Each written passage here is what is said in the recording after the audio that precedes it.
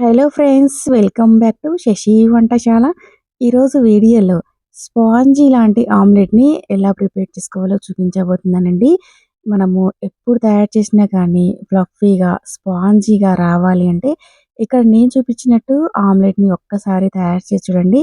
మీరు ఎప్పుడు తయారు చేసినా కానీ స్పాంజీ లాంటి ఆమ్లెట్ రావటం అయితే పక్కా అనమాట. మరి ఈ ఫ్లఫీ స్పాంజీ లాంటి ఆమ్లెట్‌ని ఎలా ప్రిపేర్ చేసుకోవాలి ఇప్పుడు వీడియోలోకెళ్ళి చూసేయండి. ముందుగా ఈ ఆమ్లెట్ కోసం ఒక 4 గుడ్లను తీసుకోవాలనమాట. ఇక్కడ నేను కొంచెం పెద్ద సైజులో ఉన్న బౌల్ ఒకటి, అలాగే చిన్న సైజులో ఉన్న బౌల్ ఒకటి రెండిటిని తీసుకోవాలండి. తీసుకున్న తర్వాత ఈ ఎగ్ వైట్‌ని అలాగే యెల్లోని రెండిటిని కూడా ఈ విధంగా సెపరేట్ చేసుకోవాలనమాట.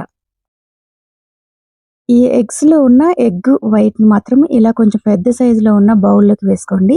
అలాగే ఎగ్ యెల్లోని ఇలా చిన్న బౌల్‌లోకి తీసుకోవాలనమాట. ఇలా ఎగ్ యెల్లో అన్నీ కూడా ఈ విధంగా సెపరేట్ చేసుకొని పక్కన పెట్టుకోవాలి. తర్వాత ఎగ్ వైట్‌ని మనము ఇలా బీటర్‌తోని ఒక 2, 3 నిమిషాల పాటు ఇలా బాగా బీట్ చేసుకోవాలనమాట. ఇలా ఎగ్ వైట్‌ని బీట్ చేస్తున్నప్పుడు చూడండి, ఇక్కడ చూపిస్తున్న విధంగా ఇలా ఫార్మ్ లాగా రావాలనమాట.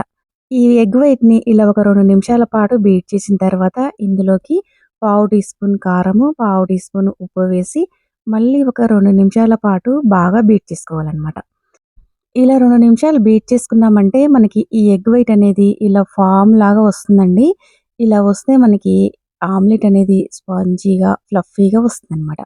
ఈ ఎగ్ వైట్‌ని అంతా కూడా మళ్ళీ ఒకసారి ఈ విధంగా కలుపుకొని ఇప్పుడు ఈ ఎగ్ వైట్‌ని పక్కన పెట్టేసుకుందాం.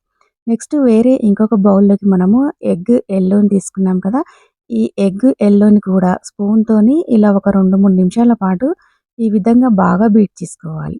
తర్వాత ఇందులో కూడా ఒక చిటికెడంత ఉప్పు, ఒక చిటికెడంత కారంని వేసుకోవాలి. వేసుకున్న తర్వాత ఈ ఎగ్ యెల్లోని ఒక 2, 3 నిమిషాల పాటు మనము క్రీమీ టెక్స్చర్ వచ్చేంత వరకు కూడా ఈ విధంగా బాగా బీట్ చేసుకోవాలనమాట. ఇలా బీట్ చేసుకుంటే చూడండి ఈ విధంగా ఉండాలనమాట. ఇప్పుడు ఎగ్ యెల్లోని, ఎగ్ వైట్‌ని బీట్ చేసుకొని పక్కన పెట్టుకొని, స్టవ్ పైన పాన్ పెట్టుకొని అందులోకి 1 టేబుల్ స్పూన్ ఆయిల్ వేసి, ఆయిల్ కొద్దిగా హీట్ అయిన తర్వాత ఎగ్ యెల్లోని ఒకసారి అంతా బాగా కలిపి ఇలా ఆమ్లెట్ లాగా వేసుకోవాలనమాట.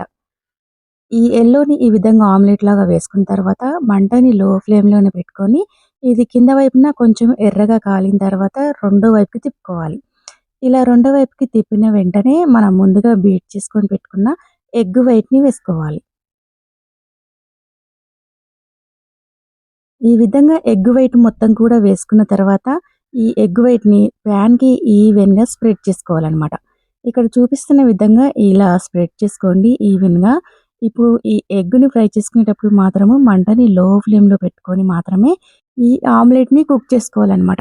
ఒక 2 నిమిషాల పాటు లో ఫ్లేమ్‌లో పెట్టుకొని మనము ఈ ఆమ్లెట్‌ని కుక్ చేసుకున్నామంటే చూడండి, ఇక్కడ కింద వైపున ఇలా కొంచెం గోల్డెన్ షేడ్ వచ్చేంత వరకు ఉడికించుకోవాలనమాట.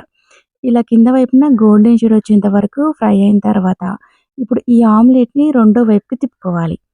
ఇలా రెండో వైపు తిప్పిన తర్వాత మళ్ళీ 1, 2 నిమిషాల పాటు లో ఫ్లేమ్‌లోనే కింద వైపు కూడా కొంచెం గోల్డెన్ షేడ్ వచ్చేంత వరకు బాగా ఉడికించుకొని, ఈ ఆమ్లెట్‌ని ఇప్పుడు మనము ఒక ప్లేట్‌లోకి తీసుకోవాలనమాట. ఇలా తయారు చేసుకున్నారంటే మనకి స్పాంజీ లాంటి ఆమ్లెట్ అయితే రెడీ అయిపోయిందండి. ఎవరికైనా స్పాంజీ లాంటి ఆమ్లెట్ తినాలి అనిపిస్తే ఇక్కడ నేను చూపించిన విధంగా ఒకసారి మీరు తప్పకుండా ట్రై చేయండి. మీరు ఎప్పుడు తయారు చేసినా కానీ మీకు స్పాంజీ లాంటి ఆమ్లెట్ అయితే ఖచ్చితంగా వస్తుందనమాట. మరి ఈ స్పాంజీ ఆమ్లెట్‌ని మీకు నచ్చితే ఒకసారి మీరు కూడా తప్పకుండా ట్రై చేయండి. Hello friends, welcome back to Sashi వంటశాల.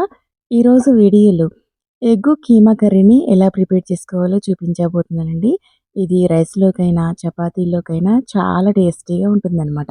ఎగ్గుని మనము ఎప్పుడు ఒకేలా కాకుండా ఇలా ఒకసారి ఎగ్గు కీమా కర్రీని తయారు చేసి చూడండి. టేస్ట్ అయితే డిఫరెంట్‌గా చాలా బాగుంటుందనమాట. మరి ఈ సింపుల్ టేస్టీ ఎగ్ కీమా కర్రీని ఎలా ప్రిపేర్ చేసుకోవాలో చూసేయండి. ముందుగా ఒక బౌల్‌లోకి వాటర్ తీసుకొని అందులో ఒక 5 గుడ్లను వేసుకోవాలి. ఎగ్ పొట్టు అనేది మంచిగా రావడం కోసం ఇందులో కొద్దిగా ఉప్పుని వేసి ఉడికించుకోవాలనమాట. ఇలా ఎగ్స్ అనేవి మనము ఎంత టైం పడితే అంత టైం ఉడికించుకోకుండా వీటిని 15 మినిట్స్ పాటు మీడియం ఫ్లేమ్‌లో ఉడికించుకున్నామంటే ఎగ్ అనేది పర్ఫెక్ట్‌గా ఉడికిపోతుందనమాట. ఇలా ఎగ్ ఉడికిన తర్వాత వాటర్‌ని తీసేసి కూల్ వాటర్ వేసుకొని ఎగ్స్‌కి పైన ఉన్న పొట్టు మొత్తం తీసుకోవాలనమాట. ఇలా పొట్టు తీసిన ఎగ్స్ అన్నిటిని ఒక బౌల్‌లోకి తీసుకొని, తర్వాత మనము పచ్చి కొబ్బరి కానీ, ఎండు కొబ్బరి కానీ తురుముకుంటూ ఉంటాం కదా! ఇలా తురుముకున్న పీటని తీసుకొని ఎగ్స్‌ని ఇలా సన్నగా తురుముకోవాలనమాట.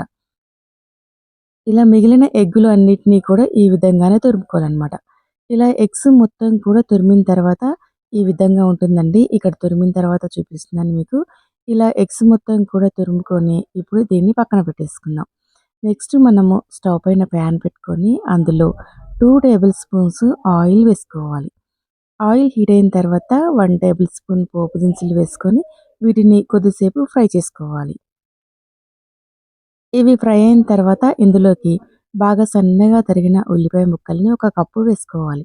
తర్వాత ఒక 3 పచ్చిమిర్చిని ఇలా చిన్న ముక్కలా కట్ చేసుకొని వేసుకొని, ఈ ఉల్లిపాయలనేవి గోల్డెన్ షేడ్ వచ్చేంత వరకు కూడా ఈ విధంగా బాగా ఫ్రై చేసుకోవాలి. తర్వాత ఒక కప్పు బాగా సన్నగా తరిగిన టమాటా ముక్కల్ని కూడా వేసుకొని, వీటిని ఒకసారి బాగా మిక్స్ చేసుకోవాలి. ఇలా టమాటాలన్నీ బాగా కలుపుకున్న తర్వాత ఇప్పుడు మూత పెట్టి లో ఫ్లేమ్‌లో ఒక 2, 3 నిమిషాల పాటు ఈ టమాటాలని మెత్తగా అయ్యేంత వరకు మగ్గించుకోవాలనమాట. ఇలా టమాటాలు సాఫ్ట్‌గా మగ్గిన తర్వాత మూత తీసి ఒకసారి అంతా బాగా కలుపుకొని, ఇందులో 1 టీ స్పూన్ అల్లం వెల్లుల్లి పేస్టు, 1 టీ స్పూన్ పసుపుని వేసి, అల్లం వెల్లుల్లి పేస్ట్ అనేది కొద్దిగా పచ్చివాసన పోయేంత వరకు ఒక నిమిషం పాటు ఇలా కలుపుకుంటూ ఫ్రై చేసుకోవాలి. తర్వాత ఇందులో 1.5 టేబుల్ స్పూన్ల కారం వేసుకోవాలి. లేదంటే మనం తినే కారానికి తగినట్లుగా వేసుకున్నా సరిపోతుందనమాట. తర్వాత రుచికి సరిపడినంత ఉప్పు వేసుకొని, ఈ కారం అంతా కూడా బాగా కలిసే విధంగా కలుపుకొని, ఇప్పుడు కారం వేసుకున్న తర్వాత 1, 2 నిమిషాల పాటు లో ఫ్లేమ్‌లో కొంచెం ఆయిల్ సెపరేట్ అయ్యేంత వరకు ఫ్రై చేసుకోవాలనమాట. ఇలా ఆయిల్ సెపరేట్ అయితున్నప్పుడు ఇందులోకి ఇప్పుడు మనం ముందుగా తురుముకొని పెట్టుకున్న ఎగ్గుని వేసుకోవాలి. ఇలా ఎగ్గు మొత్తం వేసుకున్న తర్వాత అంతా ఒకసారి బాగా కలిసే విధంగా కలుపుకోవాలి. ఇలా ఎగ్ అంతా కూడా బాగా కలుపుకున్న తర్వాత ఇప్పుడు ఇందులోకి మనం గ్రేవీకి సరిపడినంత వాటర్‌ని యాడ్ చేసుకోవాలి.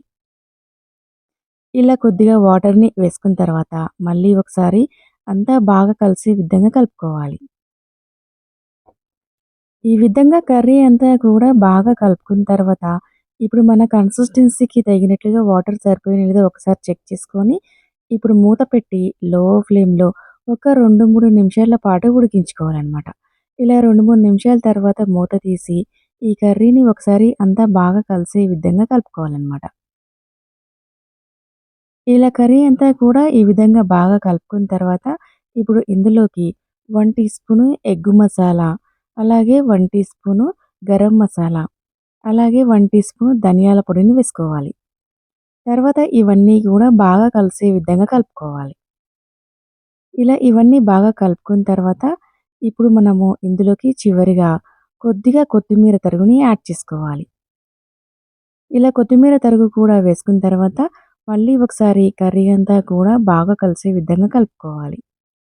ఇలా కలుపుకున్న తర్వాత ఇప్పుడు మూత పెట్టుకొని 1, 2 నిమిషాల పాటు లో ఫ్లేమ్‌లో ఉడికించుకోవాలి. ఇలా 2 నిమిషాల తర్వాత మూత తీసి కర్రీ అంతా కూడా ఒకసారి బాగా కలుపుకున్నామంటే అంతేనండి. ఎంతో టేస్టీగా ఉండే ఎగ్ కీమా కర్రీ అయితే రెడీ అయిపోయింది. ఇది రైస్‌లోకైనా, చపాతీల్లోకైనా చాలా టేస్టీగా ఉంటుందండి. అలాగే చాలా సింపుల్‌గా కూడా ప్రిపేర్ చేసుకోవచ్చనమాట. ఎగ్‌ని ఎప్పుడూ ఒకేలా కాకుండా ఈ విధంగా కూడా ఒకసారి ట్రై చేయండి. టేస్ట్ అయితే చాలా బాగుంటుందనమాట. మరి మీకు ఈ వీడియో నచ్చితే తప్పకుండా లైక్ చేసి, షేర్ చేసి, సబ్స్క్రైబ్ చేయండి. Thanks for watching.